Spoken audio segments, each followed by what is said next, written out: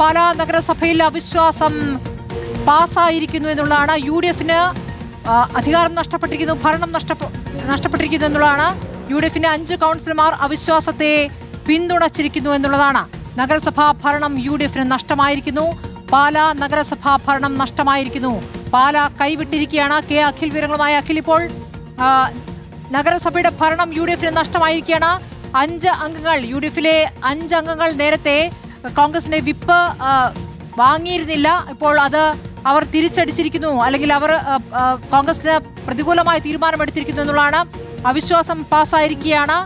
ഇപ്പോൾ പാലാ ഭരണം UDF നഷ്ടമായിരിക്കുന്നു. നേരത്തെ ഒരംഗത്തിന്റെ ബലത്തിൽ ലഭിച്ചിരുന്ന ഭരണമാണ്. നഗരസഭാ ഭരണം നഷ്ടമാകുമ്പോൾ 5 അംഗങ്ങൾ അങ്ങോട്ടേക്ക് മാറിയിരിക്കുന്നു എന്നുള്ള അഖിൽ. ഇപ്പോൾ അഖിൽ, UDF-ന് ഭരണം നഷ്ടപ്പെട്ടിരിക്കുന്നു പാലായിൽ. എന്താണ് സംഭവിച്ചത് ഈ അവിശ്വാസ പ്രമേയത്തിൽ? തീർച്ചയായും സ്മൃതി, അത് തന്നെയാണ്. അതായത് 5 പേർ എതിർത്ത് വോട്ട് രേഖപ്പെടുത്തിയിരിക്കുന്നു എന്നുള്ളത് തന്നെയാണ്. വോട്ടിംഗ് പൂർത്തിയായി. ഈ 17 പേരിൽ 12 പേർ വോട്ട് രേഖപ്പെടുത്തി. LDF-ന് 12 പേരും, ഒപ്പം തന്നെ കോൺഗ്രസിന്റെ 4, ഒപ്പം മായ രാഹുൽ, സ്വന്തം സ്ഥാനാർത്ഥിയായിട്ടുള്ള മായ രാഹുൽ, അങ്ങനെ 5 പേർ വോട്ട് രേഖപ്പെടുത്തി കഴിഞ്ഞിരിക്കുന്നു എന്നതാണ് ചർച്ച ഉണ്ടായിരുന്ന. ചർച്ചയിലും ഇത്തരത്തിൽ അവിശ്വാസത്തെ പൂർണ്ണമായും പിന്തുണയ്ക്കുകയാണ് അവർ ചെയ്തിരിക്കുന്നത്. 17 പേർ വോട്ട് രേഖപ്പെടുത്തി കഴിഞ്ഞിരിക്കുന്നു എന്നുള്ളതാണ് ഏറ്റവും പ്രധാനപ്പെട്ട കാര്യം. അതായത് അവിശ്വാസം പാസ്സായി എന്ന് തന്നെയാണ്. 14 വോട്ടുകൾ ലഭിച്ചാൽ അവിശ്വാസം പാസ്സാവുമായിരുന്നു. അതിൽ ഇപ്പോൾ 17 വോട്ടുകൾ നേടിക്കൊണ്ട് ചെയർപേഴ്സണെതിരെ അവിശ്വാസത്തെ പാസ്സാക്കിയിരിക്കുന്നതിനാണ്. അതായത് കോൺഗ്രസ് അടക്കം നൽകിയ വിപ്പുകൾ, ആ വിപ്പുകളടക്കം ലംഘിച്ചുകൊണ്ട് തന്നെയാണ് 4 കോൺഗ്രസ് കൗൺസിലർമാർ ഇവിടേക്ക് എത്തിയിരിക്കുന്നത്.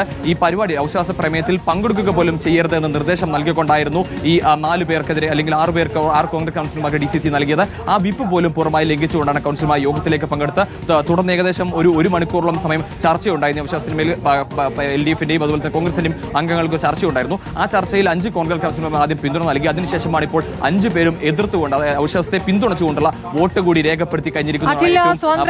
പിന്തുണ നേടാനുള്ള ശ്രമം UDF നടത്തുന്നുണ്ടായിരുന്നു, അതും നഷ്ടപ്പെട്ടു അല്ലേ? തീർച്ചയായും. അതായത് ഈ 4 കൗൺസിലർമാർ ഏതെങ്കിലും തരത്തിൽ, അതായത് വിപ്പ് നൽകി കഴിഞ്ഞാൽ എങ്കിലും ഏതെങ്കിലും തരത്തിൽ അന്വയിപ്പിക്കാൻ ഒരു ശ്രമം കോൺഗ്രസിന്റെ ഭാഗത്തുണ്ടായിരുന്നു, അല്ലെങ്കിൽ അവർ പ്രതീക്ഷിച്ചിരുന്നു. പക്ഷേ അത് സാധിച്ചിട്ടില്ല എന്നുള്ളത് തന്നെയാണ് ഏറ്റവും പ്രധാനപ്പെട്ട കാര്യം എന്ന് പറയുന്നത്.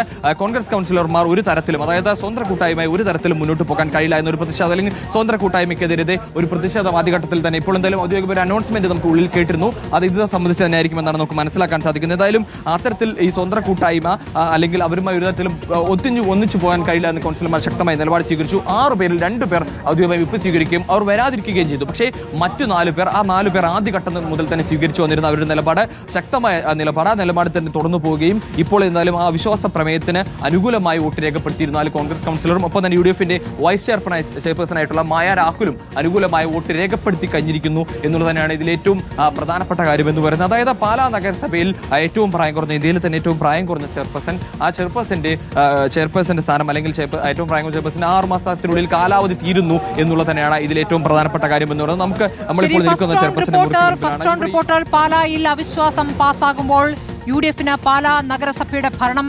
നഷ്ടമാവുകയാണ് എന്നുള്ളതാണ്. അഖിൽ, അതിലൊരു ചരിത്രത്തിലേക്ക് കൂടി പോകേണ്ടതുണ്ട്. കേരള കോൺഗ്രസ് മാണി വിഭാഗത്തിൽ നിന്നും അടർന്നു വന്നവരാണ് ഇപ്പോൾ കോൺഗ്രസിലേക്ക് വരികയും അങ്ങനെ ഈ ഭരണം UDF-ന് ലഭിക്കുകയും ചെയ്തിരുന്നത്. അപ്പോൾ ഒരൊറ്റ അംഗത്തിന്റെ ബലത്തിലാണ് UDF-ന് പാലാ നഗരസഭ ലഭിക്കുകയും ചെയ്തിരുന്നത്. അന്നു മുതൽ ഉണ്ടായിരിക്കുന്ന സംഘർഷങ്ങൾ, പിന്നീട് എന്താണ് സംഭവിച്ചത്? പുളിക്കകണ്ട കുടുംബത്തിന്റെ എതിർപ്പിലേക്ക് കാര്യങ്ങൾ എങ്ങനെ എത്തി? ഈ കനത്ത തിരിച്ചടിക്ക് കാരണം എന്താണ്?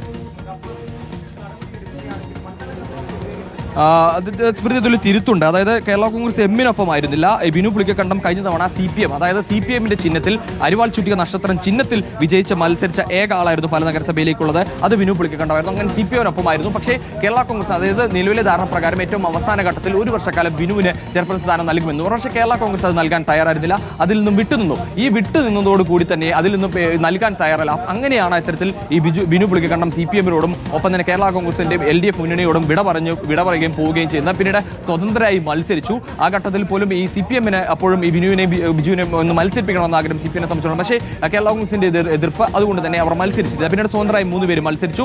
LDF കാലങ്ങളായി വിജയിച്ചു വന്നിരുന്ന, അല്ലെങ്കിൽ CPM വിജയിച്ചു വന്നിരുന്ന 3 വാർഡുകൾ, ആ വാർഡുകൾ 3ഉം ഈ ബിജു പുളിക്കണ്ട സ്വതന്ത്രമായി വിജയിച്ചു. ആ 3 പേർ തീരുമാനിക്കുമെന്ന നിലയിലേക്ക് കാര്യങ്ങൾ പോയി. പിന്നീടാണ് കോൺഗ്രസ് വിമതയായി വിജയിച്ച മായ രാഹുലിന്റെയും ഒപ്പം തന്നെ 3 സ്വതന്ത്ര കൂട്ടായ്മ അംഗങ്ങളുടെയും പിന്തുണയോടുകൂടി തന്നെ UDF ഇത്തരത്തിൽ പാലാ നഗരസഭയിൽ അധികാരത്തിൽ ഘട്ടത്തിലേക്ക് വരുന്ന ഒരു സാഹചര്യം ഉണ്ടായത്. ആ നഗരസഭയിൽ ഇപ്പോൾ വലിയ വിള്ളൽ സംഭവിച്ചിരിക്കുന്നു. ആ ഘട്ടത്തിൽ വന്നിരിക്കുന്ന അല്ലെങ്കിൽ കോൺഗ്രസ് വിജയിച്ച മായ രാഹുലും ഒപ്പം 4 കോൺഗ്രസ് കൗൺസിലർമാരും എതിരായി വോട്ട് രേഖപ്പെടുത്തുകയും ആ വോട്ട് രേഖപ്പെടുത്തുന്നതിൽ ചെയർപേഴ്സൺ തന്നെ അധികാരത്തിൽ നിന്നും താഴേക്ക് പോകുന്നു. അതായത് പാലാ നഗരസഭയുടെ വിപ്പ് ലംഘിച്ചെത്തിയ കോൺഗ്രസ് അംഗങ്ങൾ ലിസിക്കുട്ടി മാത്യു, ബിജു മാത്യൂസ്, ടോണി തൈപ്പറമ്പിൽ, രജിത പ്രകാശ്, വിമതിയായി വിജയിച്ച മായ രാഹുൽ, ഇത്രയും പേർ